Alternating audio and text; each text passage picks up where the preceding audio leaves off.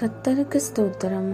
இன்றைய தியான வசனம் சங்கீதம் 121 அதிகாரம் 5 கர்த்தர் உன்னை காக்கிறவர், கர்த்தர் உன் வலது பக்கத்திலே உனக்கு நிழலாயிருக்கிறார்.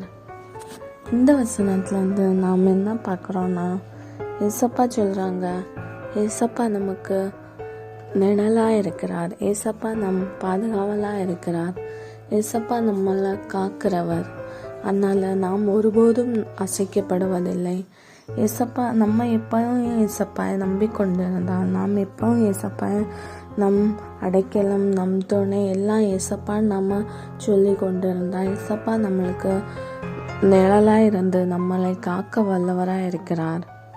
இந்த வசனத்திலேருந்து இன்றைய நாள் உங்களுக்கு ஆசீர்வாதமாக இருப்பதாக. ஆமீன். God bless you.